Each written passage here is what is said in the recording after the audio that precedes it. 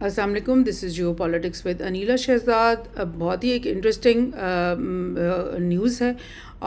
یہ 2-3 دن پہلے 8 سپٹمبر کو CIA اور MI6 دونوں کی جو چیف ہیں انہوں نے اکٹھے بیٹھ کر فائنینشیل ٹائمز کو ایک انٹرویو دیا. بڑا انٹرسٹنگ، کیونکہ یہ جو CIA اور MI6 جو ہے یہ انٹیلیجنس ایجنسیز ہیں. ایک CIA جو ہے US کی انٹیلیجنس ایجنسی ہے، MI6 UK کی، انگلینڈ کی انٹیلیجنس ایجنسی. اور آپ کو پتہ ہے انٹیلیجنس ایجنسیز ہوتی ہیں نا، وہ بڑا ان کا سیکرٹ قسم کا نوعیت کا کام ہوتا ہے. کبھی بھی وہ سامنے آ کر کے اپنی چیزوں کو ایکسپوز نہیں کرتے. اور ان کے جو چیف ہیں یا ان کے مطلب لوگ جو ہیں وہ کبھی بھی زیادہ پبلک میں آ کر کوئی اسٹیٹمنٹس نہیں دیتے اور نہیں اپنی باتیں کرتے مین اسٹریم میڈیا میں آ کر. تو یہ ایک یعنی ایک بڑا یہ بات ہوتی ہے کہ اگر CIA کے جو چیف ہے یا MI6 کا چیف ہے وہ آ کر کے پبلک میں کوئی اسٹیٹمنٹ دیں، تو یہ دونوں کو اکٹھے بیٹھ کر یہ جو اسٹیٹمنٹ دینا ہے اور انٹرویو پورا دینا ہے فائنینشیل ٹائمز کو، یہ بڑا انٹرسٹنگ چیز ہے. اور CIA MI6 chiefs warn world order facing greatest threat since the cold war. یعنی انہوں نے یہ بات انٹرویو کیوں دیا؟ کیونکہ وہ یہ بتانا چاہتے ہیں دنیا کو اور اپنے تمام الائز کو بھی ڈیفینیٹلی کہ اس وقت جو ورلڈ آرڈر چل رہا ہے وہ بہت زیادہ مشکل میں ہے. اور کولڈ وار جب سے ختم ہوئی تھی تب سے مطلب ایک بڑا ریلیٹیو پیس کا دور شروع ہو گیا تھا، اور مطلب دنیا بڑی اچھی طریقے سے چل رہی تھی. اور وہ جو سینیریو ہے نا وہ ختم ہوتا جا رہا ہے، اور اب بہت ہی گریٹسٹ قسم کا تھریٹ جو ہے وہ اس وقت ہمیں درپیش ہے. اور اس بات سے میں تھوڑا سا اتفاق اس لیے نہیں کرتی کیونکہ یہ جو یورپ کے ممالک ہیں یا US جو ہے وہ دور بیٹھے ہوئے تو یہ کہتے ہیں کہ جی ریلیٹیو پیس تھا اور جنگیں نہیں ہو رہی تھیں. لیکن ہمیں اگر دیکھا جائے تو مڈل ایسٹ کو دیکھ لیں، ایشیا کو دیکھ لیں، پاکستان کے نیبرہڈ کو دیکھ لیں، تو ہمارے تو کولڈ وار ختم ہونے کے بعد یہاں پر ایک کے بعد ایک وار کا سلسلہ شروع رہا ہے. اور ہمیں تو ایسا لگتا ہے کہ یہ تو بہت ہی شدید ان پیسفل دور تھا اور بالکل جنگوں سے بھرپور ایک دور چلا آ رہا ہے جو کولڈ وار کے بعد ہمیں دیکھنا پڑا ہے. لیکن یہ جو دونوں چیفس ہیں انہوں نے فائنینشیل ٹائم میں بیٹھ کر یہ باتیں کی. ایک بڑی اچھی بات جو انہوں نے کہی ہے کہ غزہ کا جو اندر کانفلکٹ ہے اس کے اوپر ان کو جو ہے نا بہت ہی کنسرن ہے. اور برنز نے جو ان میں سے ایک ہیں انہوں نے FT سے کہا ہے کہ ہم جو ہے ایجپٹ اور قطر کے ساتھ جو وہاں پر ہمارے دوست ہیں ان کے ساتھ مل کر کے ہم ایک سیز فائر کے فریم ورک بنانے کی بھرپور کوشش کر رہے ہیں، اس کو بہتر سے بہتر بھی کر رہے ہیں. اور ہماری پوری کوشش ہے کہ جلد سے جلد غزہ کے اندر یہ کانفلکٹ ختم ہو جائے. لیکن اور بھی بہت ساری باتیں کی ہیں انہوں نے. World order under threat not seen since cold war.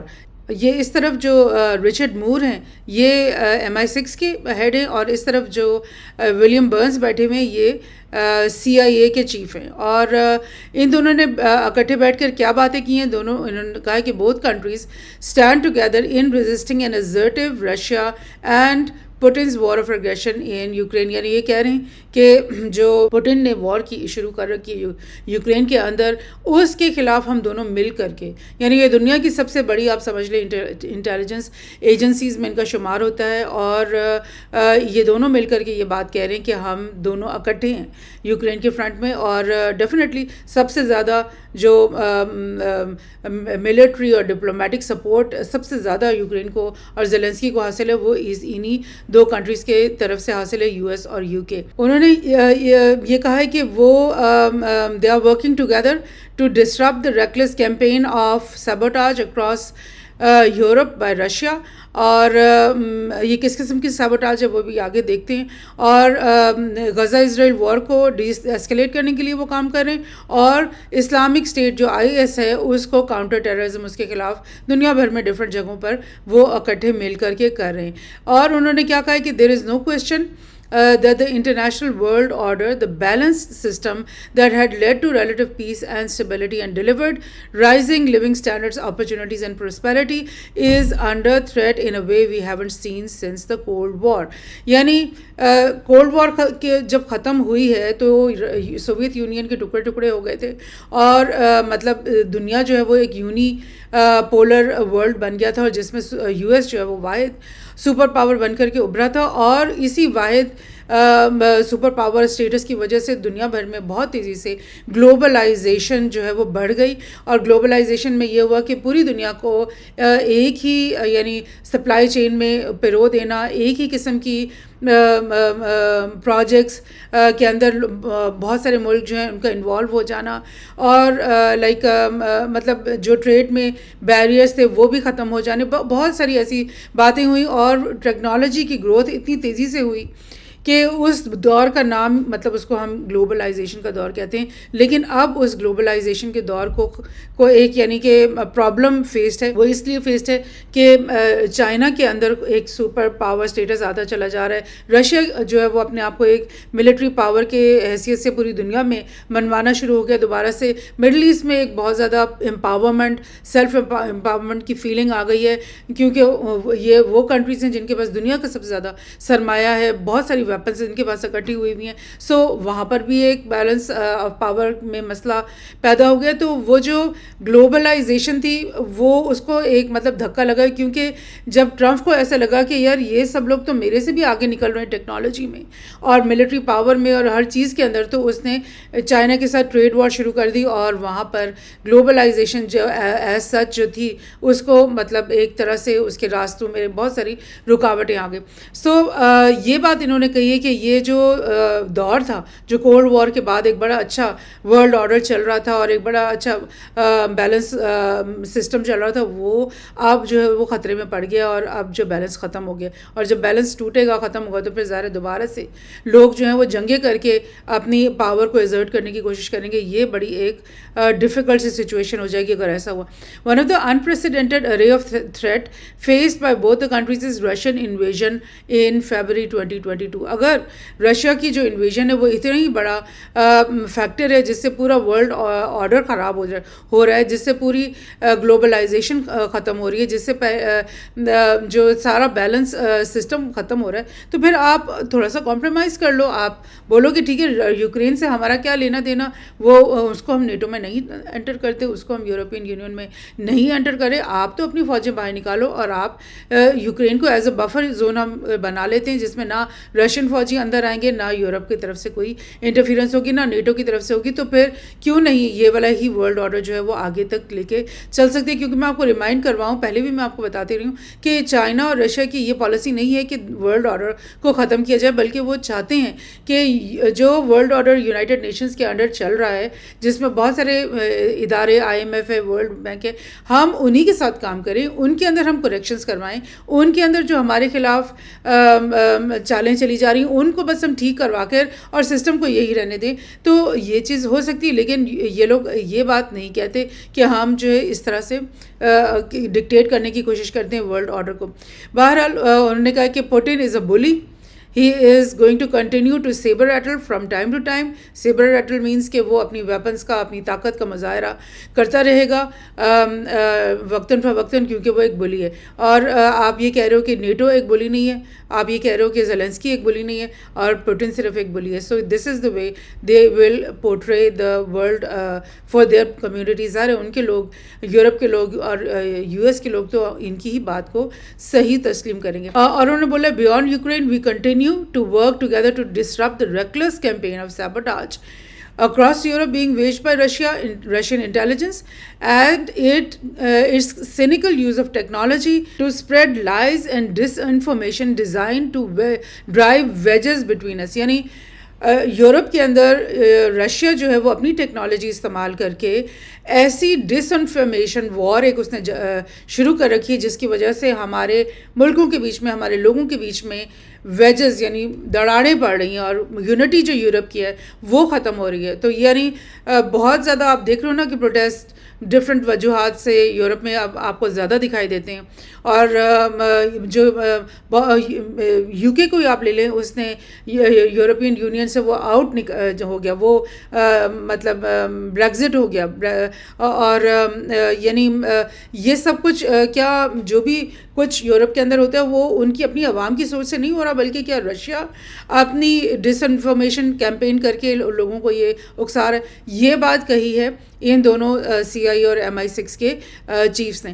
Both foreign intelligence services see the rise of China as the main intelligence and geopolitical challenge of the century. انہوں نے صاف طور پہ یہ کہہ دیا کہ چائنا ان کا سب سے بڑا دشمن ہے.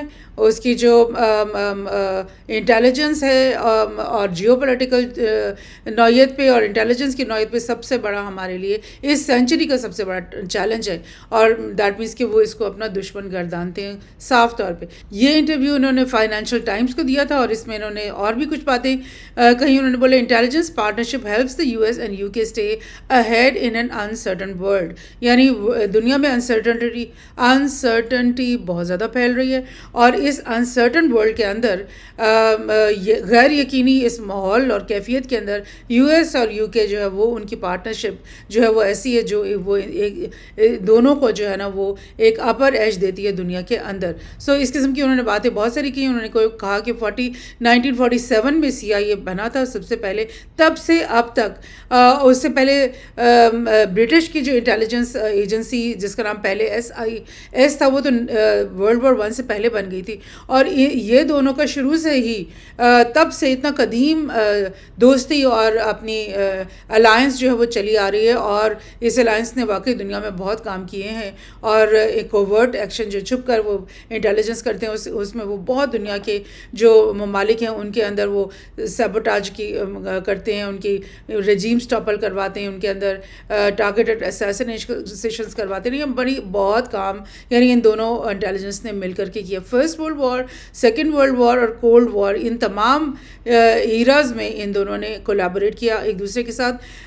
But the challenges of past are being accelerated. اب وہ چیلنجز جو ہے وہ بہت اسپیڈ اپ ہو گئی ہیں, بہت بڑھ گئی ہیں, کیونکہ آپ کو پتہ ہے کہ باقی ملکوں نے بھی اپنی انٹیلیجنس ایجنسیز اسی لائنس کے اوپر ڈیولپ کر دی ہیں اور ان کے بھی اب بہت لوگ جو ہیں وہ دوسرے ملکوں میں جا کر کے انٹیلیجنس اکٹھی کرتے ہیں اور وہ بھی بہت انفارمیشن ان کو پہنچا رہے ہیں. تو پھر انپریسیڈنٹڈ ارے آف تھریٹس جو ہے ان کا اب سامنا ہو گیا ہے یو ایس اور یو کے کو اور ان دونوں انٹیلیجنس ایجنسیز کو. اور انہوں نے بڑی انٹرسٹنگ بات کی ہے کہ یوکرین کی وار کے اندر جو ہے نا یہ ایک بڑی یونیک وار ہے اس لحاظ سے کہ اوپن سورس سافٹ ویئر وہاں پہ یوز ہوا, cutting edge battle field technology جس میں کمرشل اور ملٹری سیٹلائٹ امیجری استعمال کی گئی, ڈرون ٹیکنالوجی استعمال کی گئی, high and low cyber warfare استعمال کیا گیا, سوشل میڈیا استعمال کیا گیا, اوپن سورس انٹیلیجنس استعمال کی گئی, انکروڈ ایریل اینڈ سی بورن ویہیکلز یعنی جو ڈرونز ہوتے ہیں